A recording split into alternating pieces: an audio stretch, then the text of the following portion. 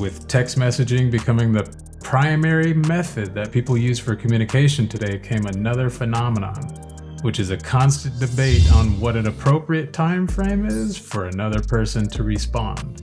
It's time that we all arrive to a definitive conclusion on what that is and why, and I have the data to back it, including the fact that Americans check their phones 344 times per day on average, which is once every 4 minutes.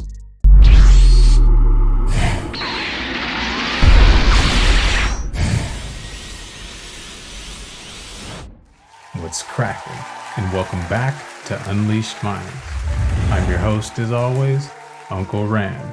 And in today's episode, we're going to be going over why 24 hours is more than enough time to return a text message. We live in an age where people are encouraged to take excessive time to respond back to texts for a number of reasons. To seem as though they're busy, to mask excitement, to make themselves appear more important than they actually are. The list goes on. We've all seen the movies, read the books, and watched the videos displaying this culturally accepted anomaly. But why does it take her 6-8 hours or something like that to reply to my text? That's ridiculous because I always reply within like an hour. In this day and age, texting is so easy, so fast. You have your phone on you basically always. But now it's like everyone in town waits 2 days. So I think 3 days is kind of money. What do you think? Yeah, well, but 2's enough not to look anxious. Yeah, 2's enough not to look anxious, but I think 3 days is kind of money. Yeah, but you know what? Maybe I'll wait 3 weeks. How's that?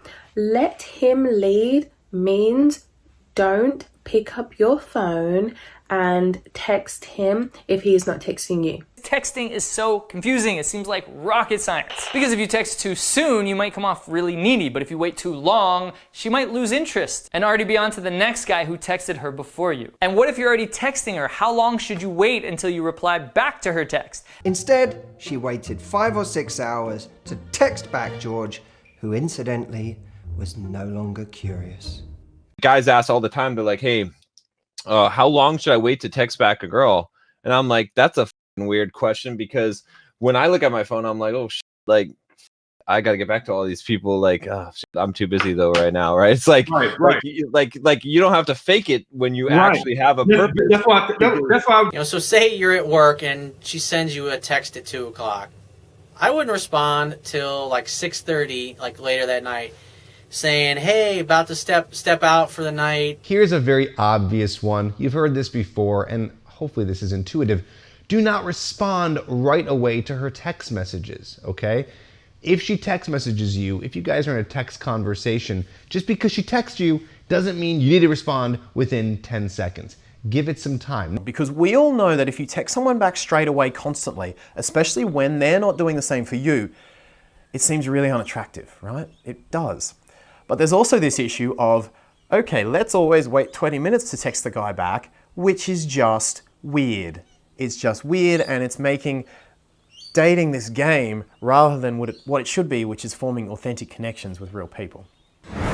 But we're not here to discuss why. We're here to look at the behavior surrounding texting, and you can come to your own conclusions. The good news is that the technology has finally been around long enough to collect the necessary data to show us the reality of our habits and actions. Based on the research, my general rule of thumb is that a person is more than capable of responding to a text message within a 24-hour time period, and anything outside of that time period should be out of the ordinary. A person who claims to be too busy to text back simply broke the non-verbal ethics of what's considered as an acceptable time frame to respond. Taking more than 24 hours to generate a response that literally takes seconds to create is pretty unreasonable. Here's the catch. I'm not even going to include the stats on wearables that send immediate and unignorable alerts to the user, such as smartwatches, fitness trackers, virtual reality, and augmented reality eyewear. If I did, it would skew the numbers even further to support my claim. So whether you agree with that time frame or not, that's the baseline we're going to be referencing in this video. And if you disagree, leave a comment because I'd be interested to hear if any valid reasons actually exist outside of this. And I'm willing to bet you're going to be pretty hard pressed to do so. All right, let's substantiate my claim of a 24-hour time period as being a baseline for a reasonable response time. This may sound like an arbitrary number, but is actually a worst case scenario, as in, this is a time frame that's actually too long, but I'm allowing room for error in mitigated circumstances. So the 24-hour time period is based on review.com and many other data services showing that the average American checks their phones 344 times per day, which is once every 4 minutes, and is actually active on their phones for 2 hours and 54 minutes daily. Some would qualify that kind of attention as an addiction. So if you think you can refute the 24-hour response time frame, then you definitely have your work cut out for you. So let's get into the points. First, cell phones are not a new item anymore within the greater society. They've been around long enough that virtually everyone has one. The Pew Research Center at pewresearch.org had a feature in April of 2021 stating the vast majority of Americans, 97%, now owns a cell phone of some kind. The graph shows this information very clearly, and you can even open the data tab to see the exact percentages per date for an accurate comparison. To push further and get even more specific, this research breaks down the 97% of cell phone ownership by age, separates men and women into their own categories, and even distinguishes between ethnicities. But we definitely won't be getting into that. As you can see, even our seniors have an overwhelming ownership of cell phones. You know when a piece of technology has become a cultural standard when the older generation finally throws in the towel and learns to use it. You got grandma even hitting you up with links and FaceTiming you. April? What did my phone turn into a mirror? I'm looking at my face and, oh my, look at all these wrinkles. You've got to be kidding me. Now, that's just the first reason. So the second reason why a 24-hour time period is my baseline for a reasonable response time to a text message is that most jobs allow people to carry their phones, and if they don't allow it, they give very minor repercussions, if any, for using a phone on the job. In actuality, the majority of companies that create policy to limit or even ban cell phones within work hours are represented by blue-collar fields. But even then, most will be permitted to use them during regularly scheduled breaks and lunches. Fortune 500 companies prohibit cell phone use while driving, which seems to be the most common reason why companies don't authorize cell phone use. In a nutshell, companies will restrict cell phone usage while performing hazardous and potentially unsafe duties where alertness is paramount. And this is for legal reasons, obviously. Not that they necessarily care whether or not you injure yourself or others, but more so for liability purposes and to avoid the risk of litigation and getting sued, but I digress. Zippia did very comprehensive research in April of 2022 regarding cell phones in the workplace and based it on several articles, as you can see in their list of 12 references here. These stats are pretty self-explanatory, so let's just go through them. The first and main statistic is clear. 66% of American employees admit to using their cell phones at work several times a day. I wonder how different that representation would be if everyone had been completely honest. 55% of employees say personal messaging is the top reason they use their cell phones at work. Highly mobile employees spend an average of 33% on their work days on their cell phones. The average employee spends almost 8 hours per work week on their cell phones doing non-work related activities. If we keep going, here's some general cell phones at work statistics.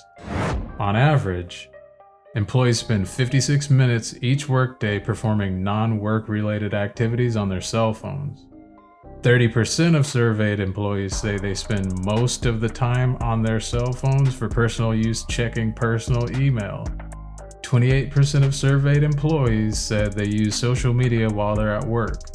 51% of employees use their cell phones to conduct work while they're in the bathroom. 97% of US adults say they own a cell phone, and 85% of those say they own a smartphone. 93% of US employees who own a smartphone and spend at least a third of their time away from a desk use their cell phones for work every day. Continuing down to more savageness, company policy on cell phones at work statistics states that 75% of US employees use their personal cell phones for work. 55% of employees would rather use their own cell phone for work than a desk phone. 84% of companies have a BYOD policy, which means bring your own device. This means 84% of companies allow or expect their employees to use their own cell phones for work. And 51% of employees use company-mandated apps to do work on their cell phones. Finally, the last data we'll cover to push the research home comes from Cell Phones at Work Demographics, which says 83% of millennials open text within 90 seconds of receiving them. 72% of millennials text more than 10 times per day. 82% of employees keep their cell phones within their eyesight during their work days. As we can see, due to cell phones being such an integral part of society, it's now difficult to separate the device from people and their job duties. We culturally understand cell phones as a very important method of receiving both information and communication, so they've been mostly integrated into the workplace. Whether good or bad, and there are great arguments for both sides. Either way, there's little to no hindrances in a person's ability to respond to a text message even when they're at the place where they make the money that supports their livelihood. Combo breaker! The last reason why a 24-hour time period is my baseline for a reasonable response time to a text message is because people are more than happy to carry on with texting while performing what they would consider as important tasks. And we have the stats to confirm it. Now, we can definitely debate how the term important task is defined, so we'll keep it to actions nearly all of us perform on a daily basis. We won't be including work since we previously covered that. The activities that immediately jump out to me are the ones where people typically complain about wanting to be alone or not disturbed while doing them. People always talk about wanting to use the bathroom in peace, having an undisturbed night of sleep, being safe while driving to and from destinations, or even being respectable and respectful while on a date. I'd say these are all events that take place during a typical 24-hour time period for the vast majority of humanity and considered as important tasks. So let's set the bar there and go with those to avoid convoluting the conversation. Use the bathroom in peace, they claim. Well, our people at reviews.org produced an article in January regarding a survey they conducted called 2022 Cell Phone Usage Statistics, How Obsessed Are We? Their survey shows that 70% use their phone while on the toilet. Fascinating. Euphoric bowel movements are no longer a thing, it seems. That undisturbed night of sleep people refer to? Well, apparently 62% sleep with their phones at night. Why would a person do such a thing if they had no intention of responding? And then on top of that, 80% of Americans say they check their phones within the first 10 minutes of waking up. Very interesting. Okay, so what about that very important thing of being safe while driving to and from destinations?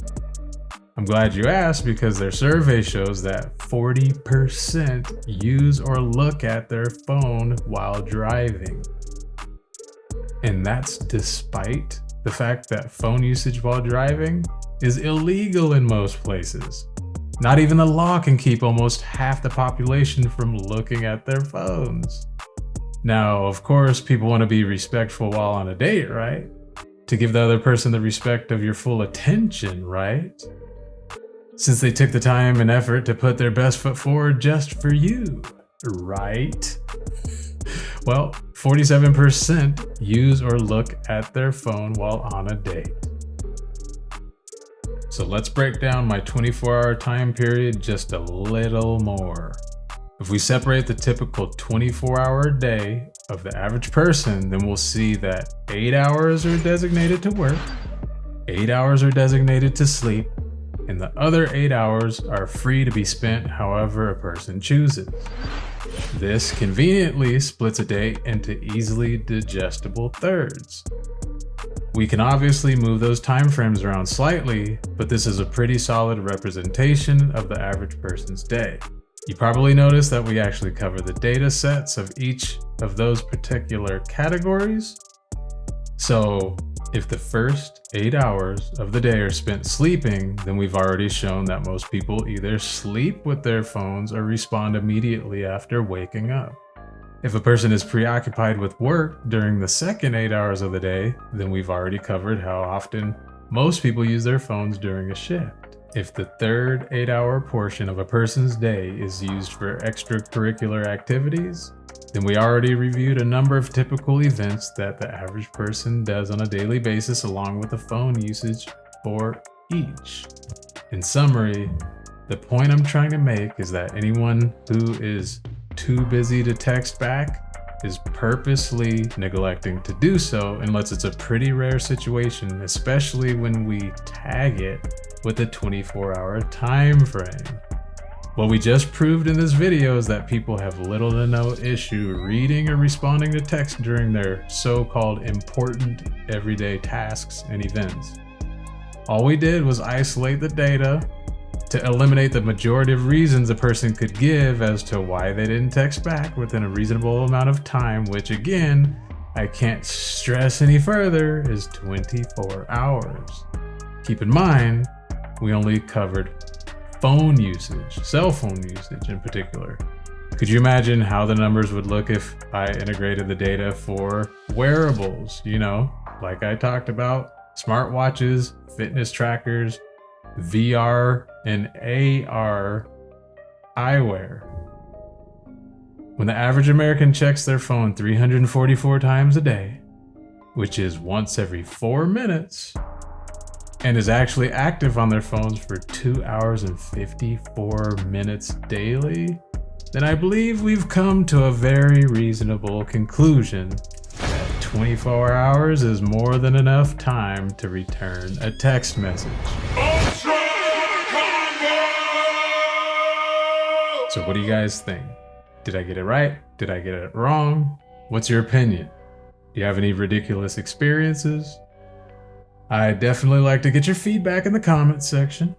Also, you can find all my sources in this episode in the description box below.